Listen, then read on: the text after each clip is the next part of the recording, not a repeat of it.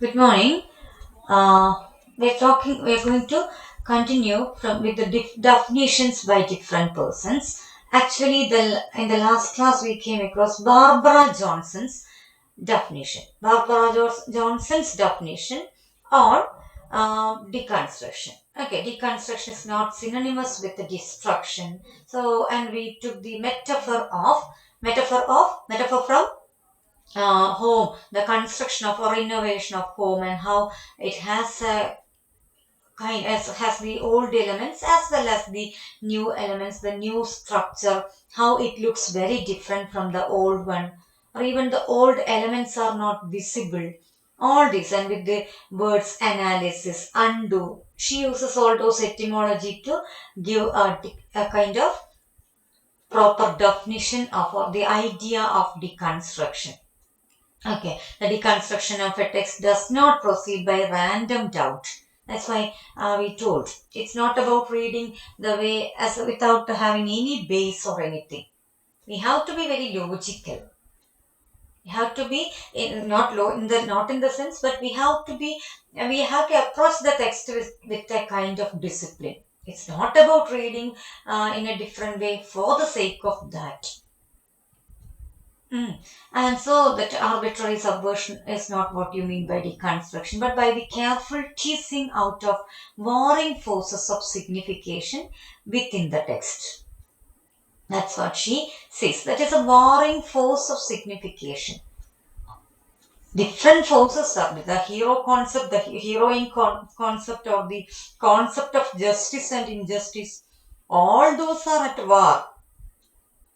Whatever the hero, if you in the past, if you assert that this is the hero centered movie or hero centered novel, then whatever the person does, you have the tendency to read it by justifying the stance.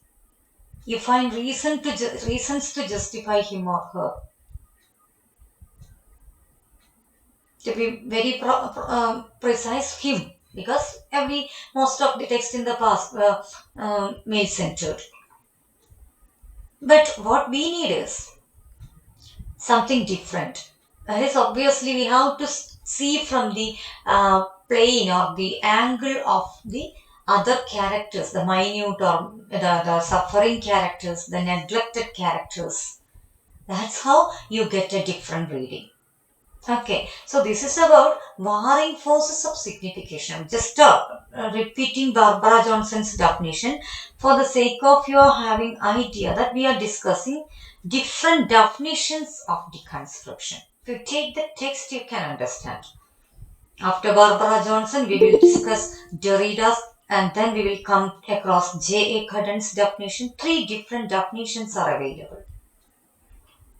Okay, yes. So now we go to uh, Derrida's own description. Derrida's own description we will talk about.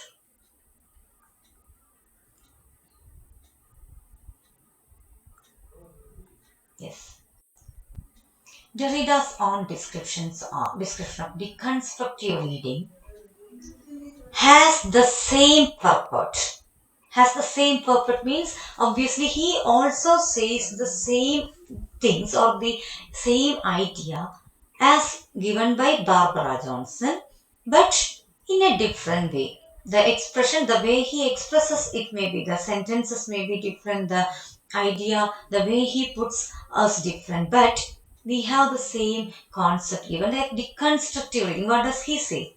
Let us see. A deconstructive reading must always aim at a certain relationship. Yeah, so Derrida's own description, let us look at it.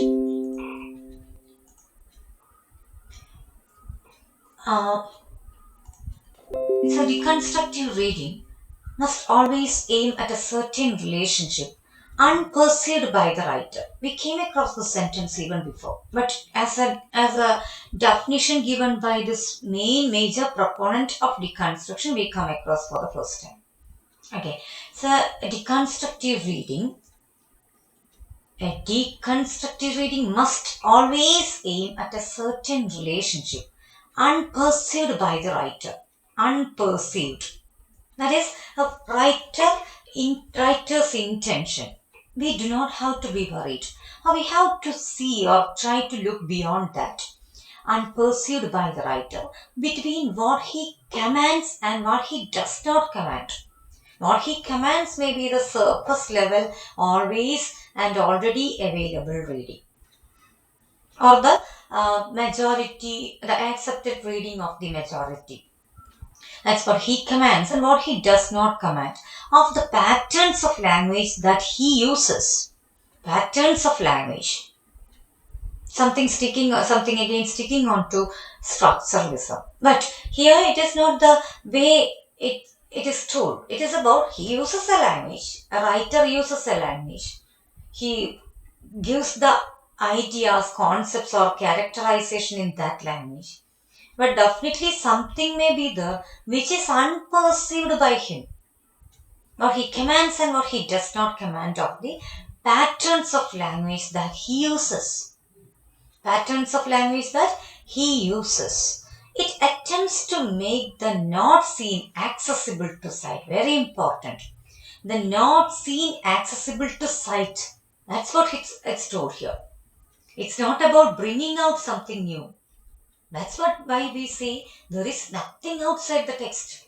Everything is already there for you to deconstruct it, for you to come up with an entirely different reading.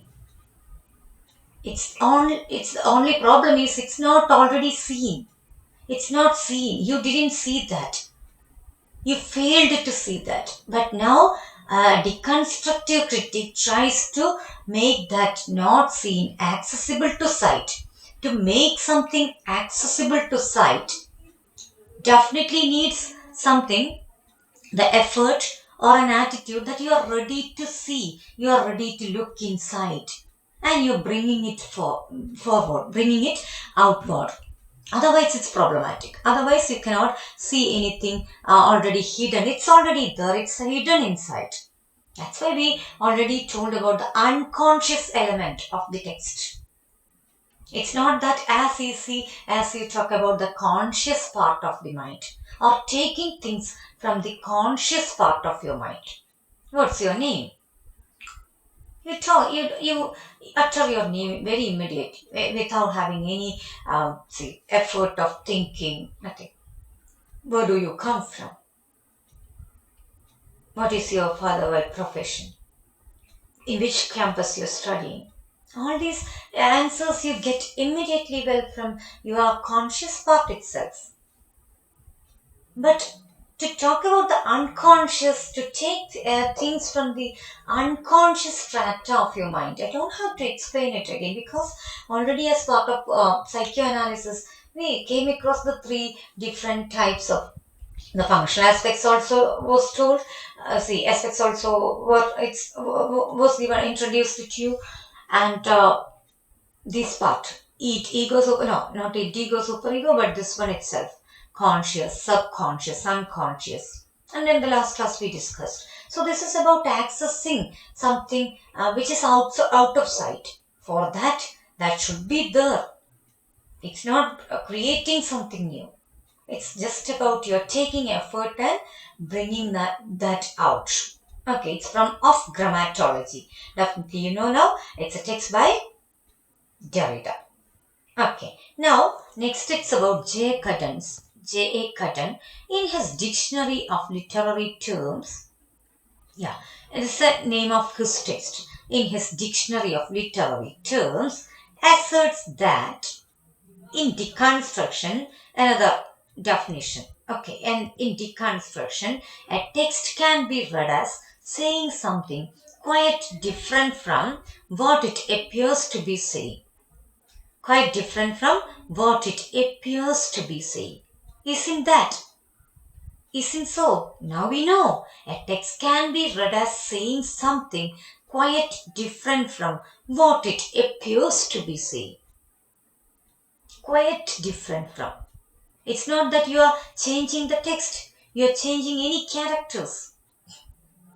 But now, after the deconstruction process, the text looks like something new. how this kind of a reading was possible. You wonder at that, or wonder that at such a change, such a drastic change in the possible other meanings, other readings. It may be read as carrying a plurality of significance or as saying many different things which are fundamentally at contradictory to and subversive of what may be seen by criticism as a single stable meaning. Very important to note down. Let us read again. It may be read as carrying a plurality of significance. What do I mean by plurality of significance?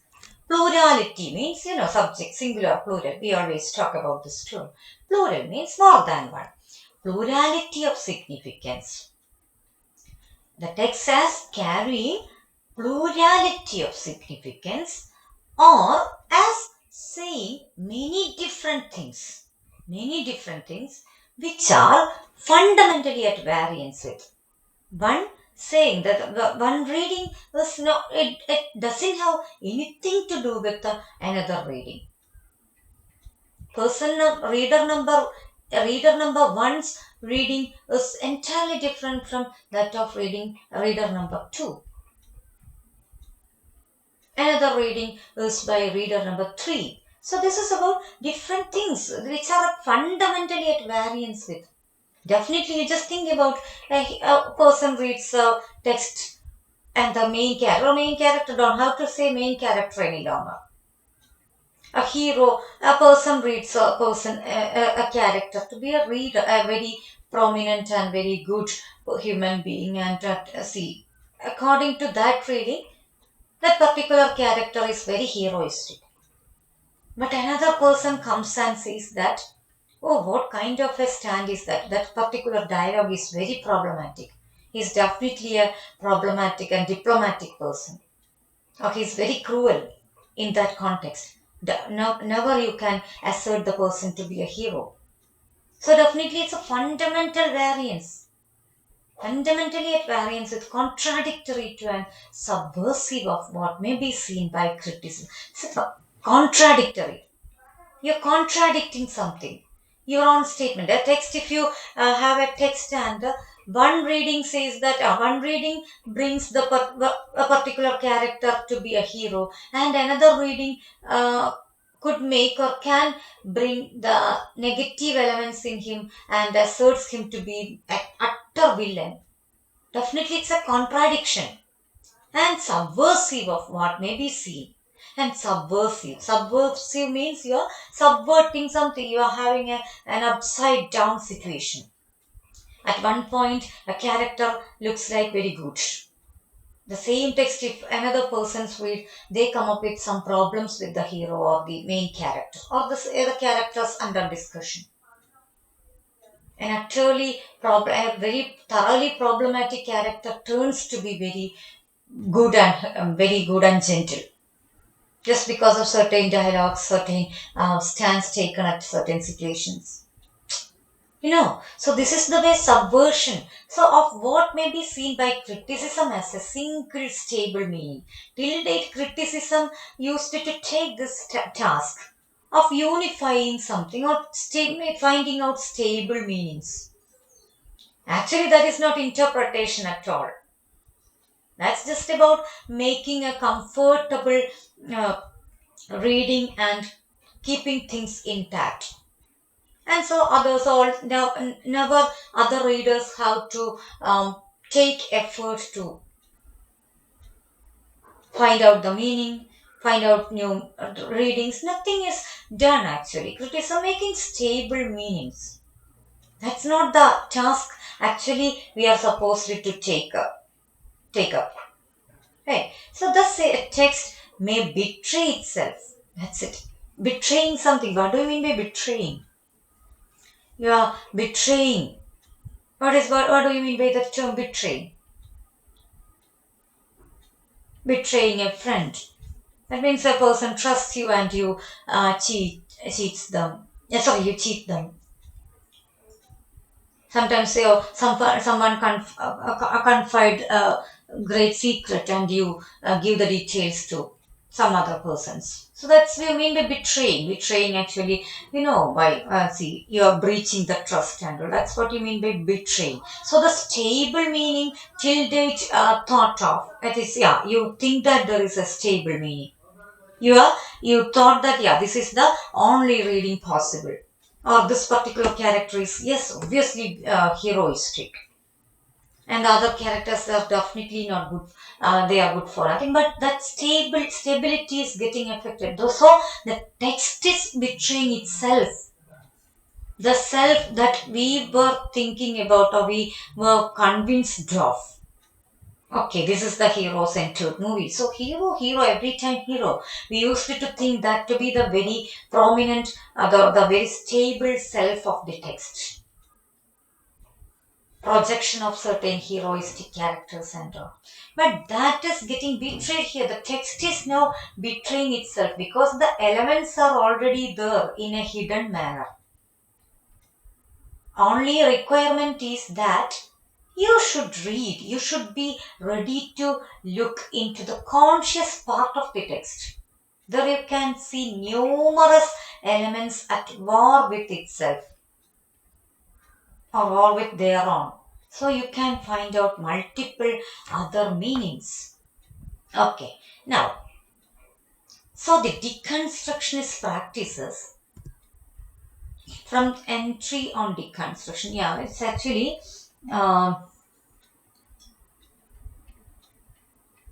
the entry on deconstruction. Actually, yeah, it's from a part of this a part of his writing. You take this particular definition now. So the deconstructionist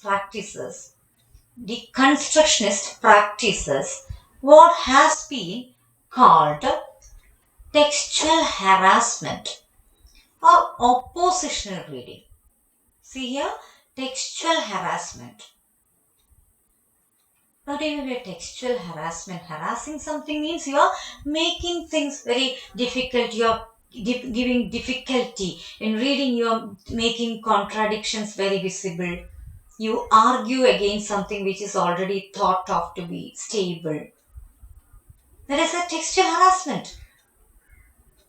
You're teasing the text. You're tearing the things and you're taking things out of the text. It's a textual harassment. But it can bring very positive impact. Or oppositional reading. Obviously, if you try to look at the negative side of a hero, that's an oppositional reading.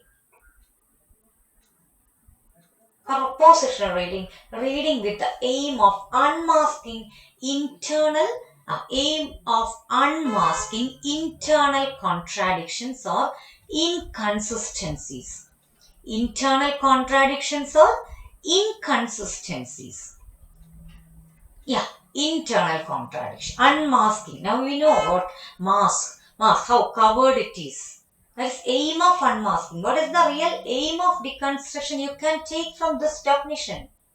It's about unmasking internal contradictions or inconsistencies. Inconsistencies, Inconsistencies are very problematic. Once upon a time, years and years and years ago, there lived a king. The king died. The king has 3 daughters. Those daughters were very beautiful.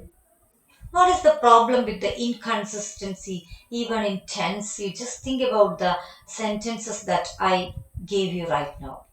There lived a king years ago.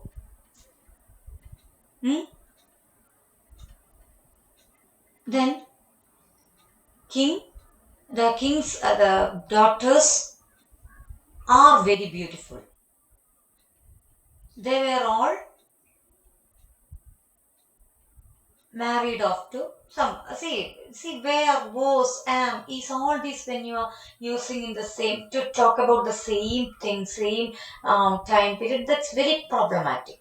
Either you stick on to present tense or to past tense. Otherwise, it's like you're shifting from one point, one time period to other, that will bring much inconsistency. That's why we always talk about tense consistency and all. But here it is about internal contradictions, such inconsistencies. If some inconsistencies are there in the text, you make use of even that to point out the problems in the writing or the characters, the analysis, and you come up with even by making use of such inconsistencies in tense forms or certain very minute contradictions, you can come up with an entirely different reading of the text.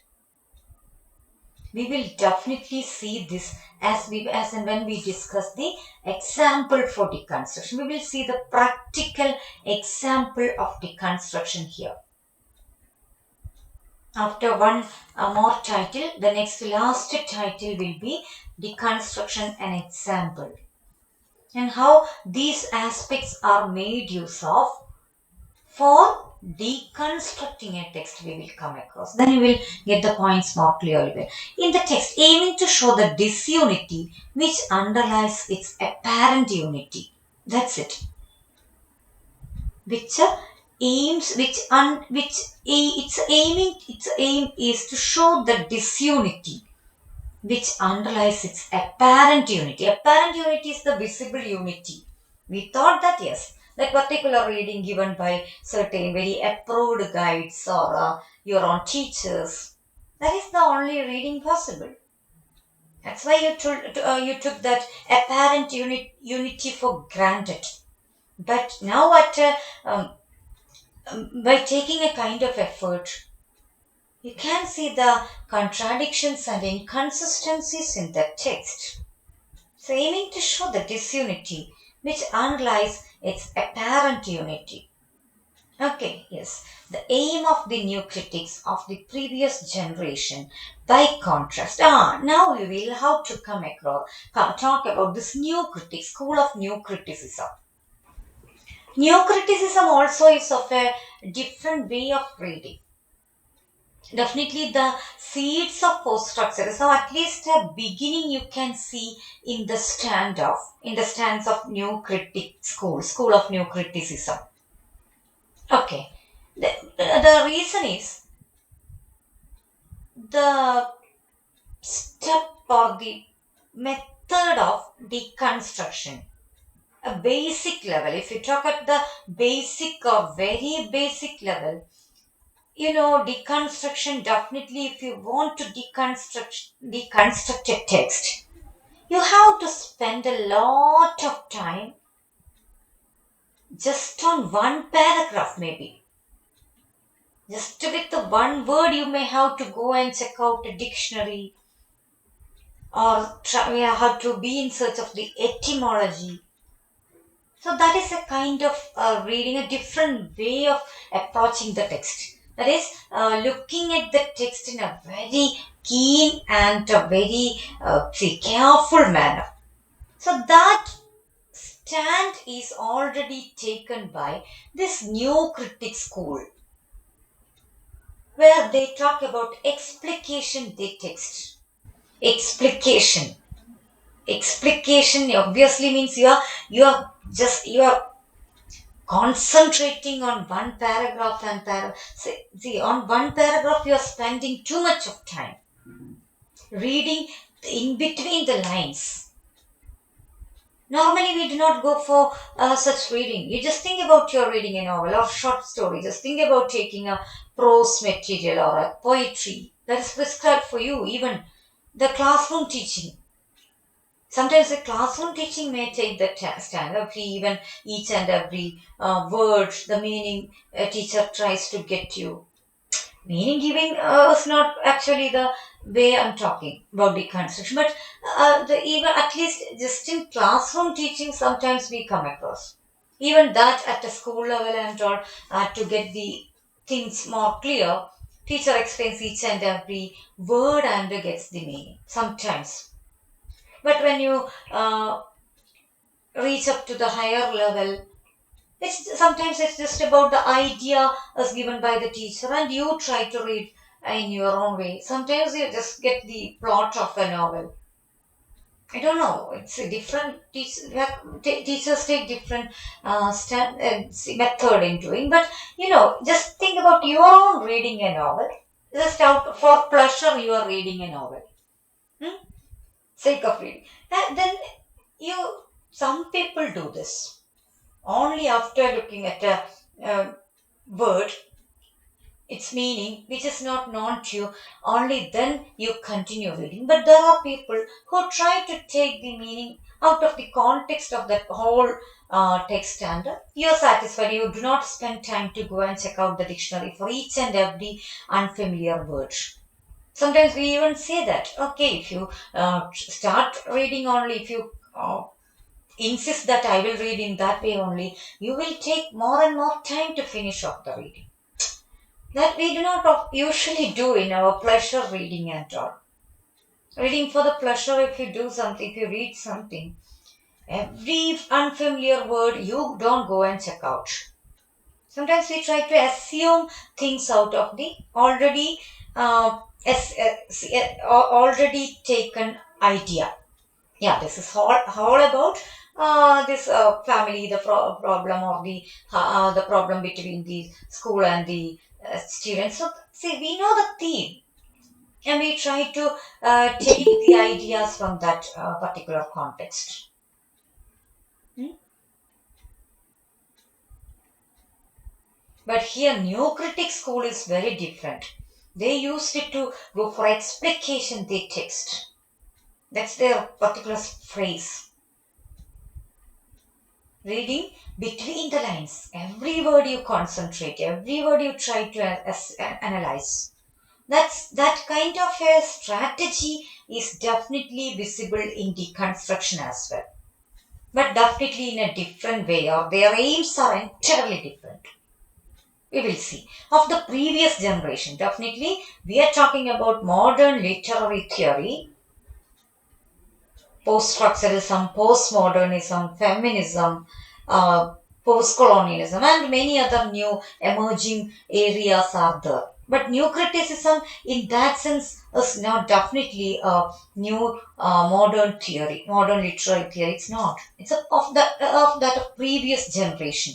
By contrast, but what do they do?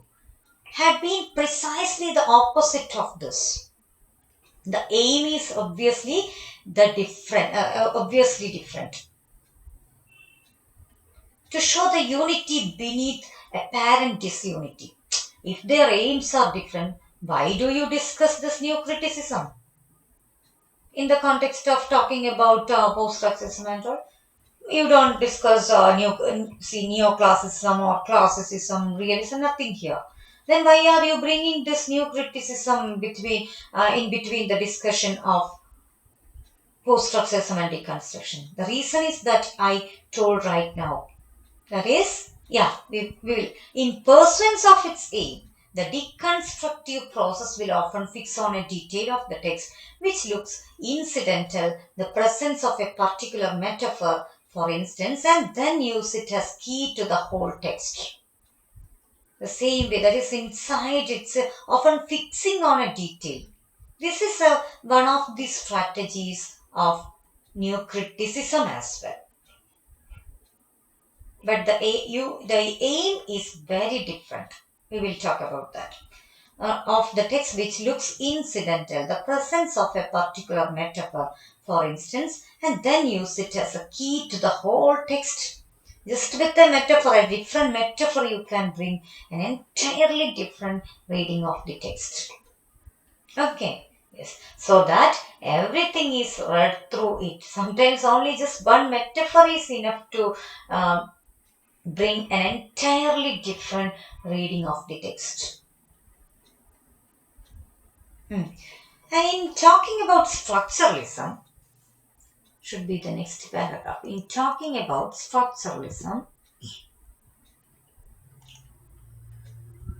we discussed how structuralists look for such features in the text as parallels, echoes, reflections, and so on. Structuralists actually do not want to show the disunity or the inconsistencies in the text. They always want to establish a kind of unity because they would like to project the reliability of language.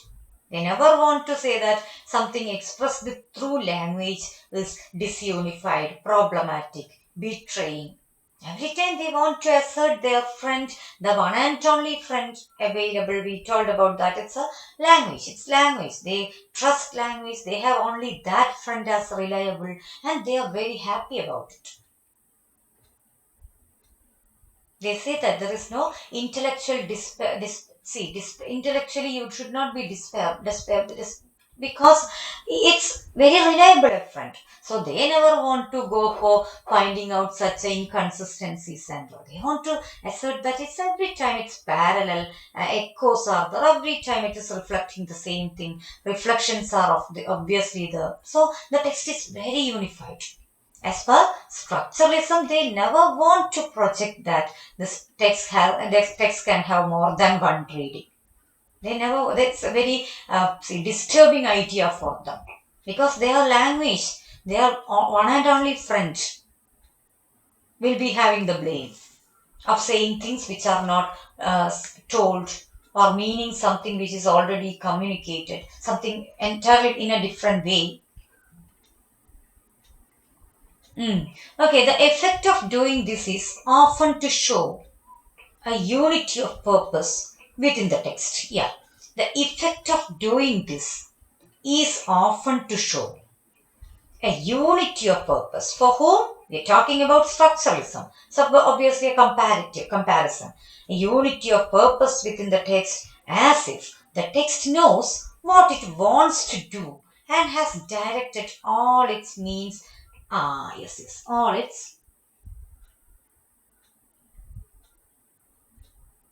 its means towards this end. Yeah.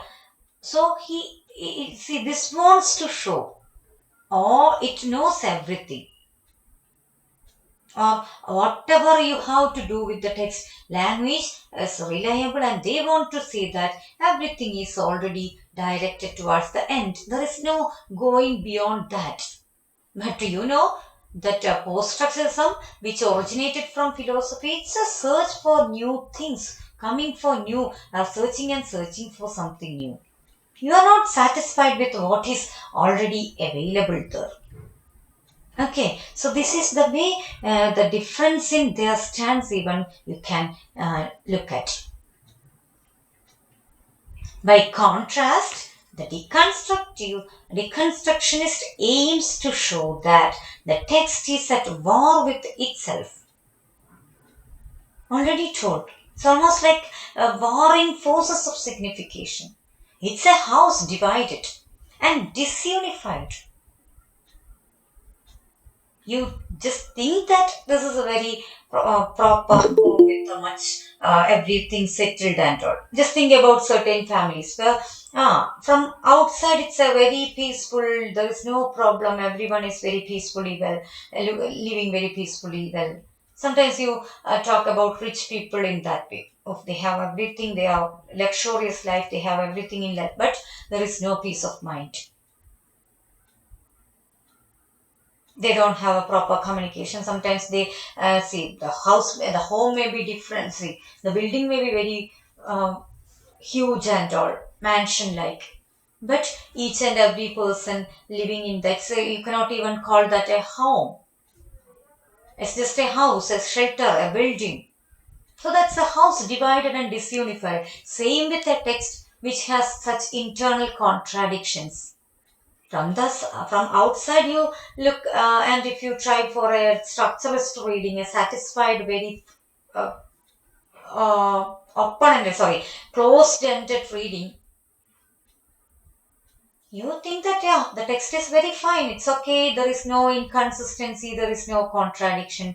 But deconstructionists, they never stay satisfied with that kind of a reading or interpretation. They aims to they aim to show, or it aims to show that the text is at war with itself. It's almost like an internal, yeah, sometimes we talk about Cold War. Cold War. We talk about. What is that? Cold War.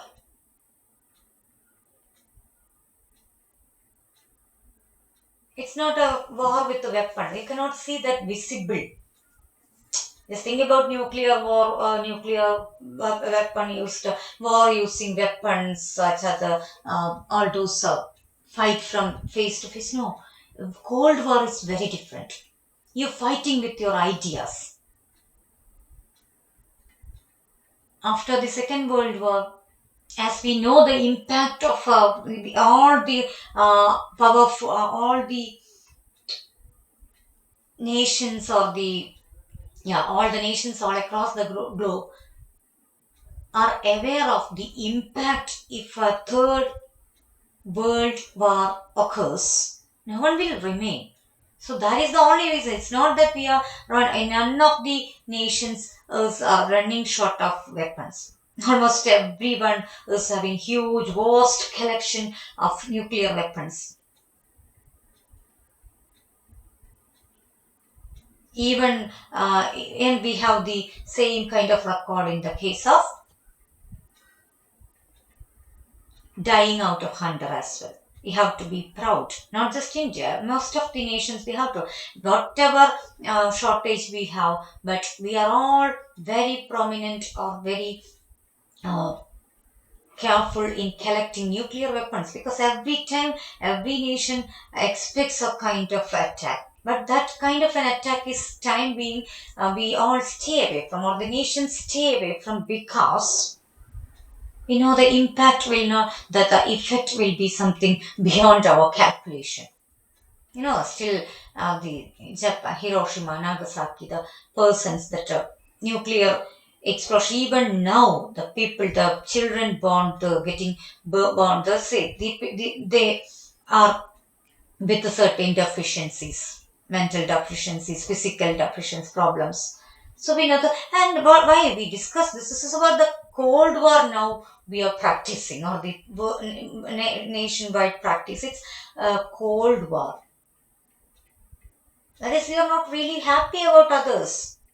You are not happy about other nations. You are not really friendly with other nations. But you're staying away from direct weapon oriented or nuclear weapon, whatever weapons it may be, oriented attack. But you try to fight, you try to make things difficult, even bio war. It's a kind of difference. Difference is there, but bio war, yeah, you see, all those. But this Cold War is almost like invisible. It's not very, we cannot always see it it's not visible as such. So that is almost like a house divided and disunified. Inside, there are a lot of contradictions, conflicts, and you have to find it out only by having that's a very obs- keen and concentrated reading. That's it. Otherwise, as you look at a family from outside and look at things from the outside, okay, whatever we idealize certain things for the sake of having you have a luxurious life, you have everything, you have 3 or 4 cars at home, you have fridge, TV, AC, washing machine, everything. So that they are very, their life is very prompt and clear, neat. But if you look inside, it's really problematic. That is why you talk about the text which are having such internal contradiction, to be like a house divided and disunified. The people there do not communicate. Their communication gaps are definitely there is communication gap. So the texts which we have at hand, which give us the possibility to deconstruct with their own elements, are almost like such a house divided and disunified. The deconstructionist looks for evidence of gaps, breaks, fissures, and discontinuities of all kind. They do not want to say that the text is very pakka, neat, and consistent, but they look for the evidence of gaps, breaks, fissures, discontinuities, gaps where you failed to communicate something. certain programs are there in movies. You might have even sometimes see you can watch certain videos where they talk about 10 mistakes in such movie. This movie, the movie called this and that. See, even Titanic movie, you just get the title, you type the title, you can see such a. See, these people are the proper, real deconstructionists. They find out the gaps where you find out the mistakes, errors in communication, breaks, fissures. Fissures are almost like the kind of breaks, you have the kind of inconsistency and discontinuities of all kinds. Certain channels also see telecast such programs you might have come across. Certain mistakes in certain movies they try to highlight by pointing it out and all. Okay, it's very funny to watch, but actually that is the process of deconstruction. You're finding out that gaps, breaks, fissures, discontinuities. There was once such a program in television where a person who is running away from some people and he opens the dick of the car. I don't remember the movie. Dick of the car. And okay, after the scene next, then the scene shifts to the people who are running behind him is away. Then he opens the person opens from the front part that is the bonnet part of the car. And obviously that for people in a surface level, if you just watch the movie without being very without being a very concentrated more if you're watching the movie in a way, if you're observing this scene, you can definitely identify. But definitely I say you, we can definitely see at least out of 10, 7 number of people may it is left out by them. They never care about that. But at least minimum 3 people may be there. I'm just talking about the numbers in casual way. At least one person may observe that, and that person only becomes the reconstructionist. That's the problem. Others they do not even care, or they do even if they see they don't mind. What's wrong with that? Sometimes they may think. And visualize in visuals, you can see these gaps and fissures and breaks more clearly well. In novels or in writings to find out this, it takes more effort and pain. Okay, so a diagram showing the differences, we have to see the diagram showing the differences between structuralism and post-structuralism. At a practical level, might look like this. We will read that. Now you just look at the diagram that's showing the differences. What structuralist seeks and what a post-structuralist seeks. When structuralism seeks parallels and echoes. Parallels, echoes definitely means first it means you don't try to find out the disunity and parallelly going. There is no conflict, there is no see see, kind of a problem is not in between the characters, the theme, the representation, or echoing something, again you're repeating, there is no other contradiction. But post-structurists, they seek contradictions and paradoxes, problematic, very problematic things, paradoxes in the text. If it is like this, why it is not like that? It should be like this, but it is presented in a different way. So, contradictions and paradoxes. Balances. Structuralists, they seek balances, balancing something. But post-structuralists seek shift or break in tone. All these other the points that I highlight now shall be in the right side of this part. This is about the post-structure, seeking breaks in tone, viewpoint, tense, time, person, attitude. That means in tone, see shift or break in tone, viewpoint, of one person. See, it's broken or it's different from the other person's point of view. Tense inconsistencies, time inconsistency, person, one first person, third person, second person inconsistencies, the attitude differences. One reading talks about, yeah, the attitude to be very prompt and neat. But another reading would like to see the break or shift or the problems in that attitude. So this is all about, the whole highlighted points are about post-structuralism, that shift or break they try to seek in tone, viewpoint, tense, time, person, attitude. Okay. And when structuralism seeks reflections or repetitions, again very pattern oriented, reflections, repetitions. The other one, post-structuralism, seeks conflicts. When structuralism talks about symmetry, what do you mean by symmetry? Very ordered arrangement. No contradictions, no problems they would like to highlight. But post-structuralism would talk about absences and omissions. Absences and omissions. Okay, something left out, something omitted. They try to find out that, and on behalf of that, sometimes they give a different reading.